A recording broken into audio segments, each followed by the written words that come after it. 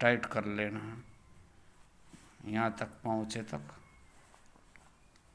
जैसे हमारा यहाँ पहुँचे तक आ गया है, ये जो बांधने का है इसको टाइट कर लेना। माड़ा अंदर रहेगी और जाप कैसे करना वे भी मैं आपको बताता हूँ। इस थैली जो नाभि है हमारी, उस नाभि से ऊपर ही ऊपर हमारा हाथ होना चाहिए, छाती के साथ में लगा के करना है जाप, तभी हमको फल की प्राप्ति होगी, अन्यथा नहीं। ये तो भैया मैं एक हाथ से वीडियो बना रहा था और एक हाथ से तो आपने पता ही है कि नहीं कर पाता इंसान। तो ये है सब विधि जो मैंने आपको बतलाई है।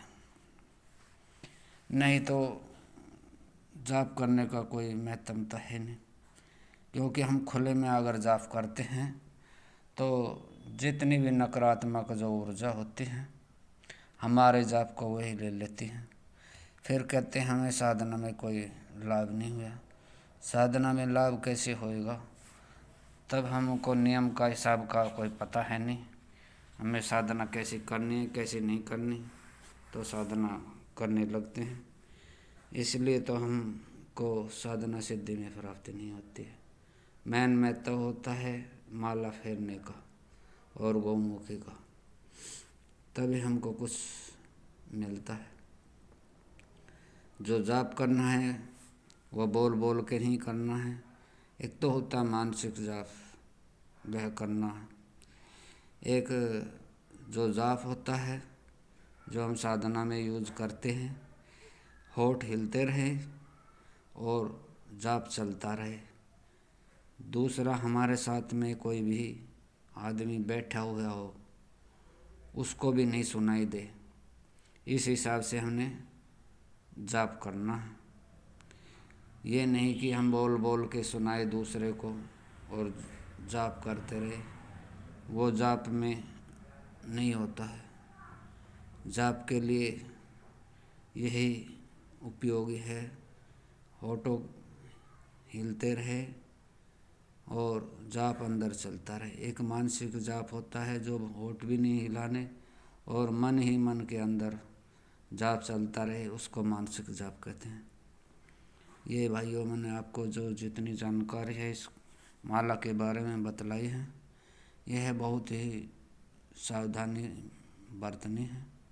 अगर माला फेरते फेरते हमारी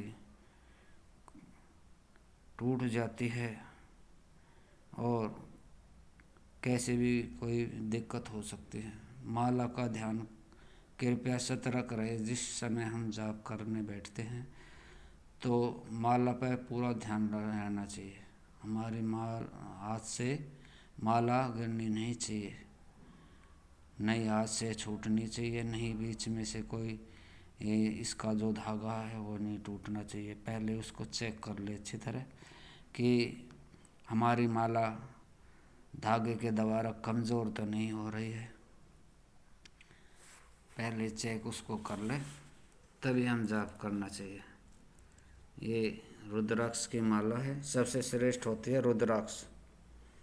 इससे कोई भी श्रेष्ठ माला नहीं होती है।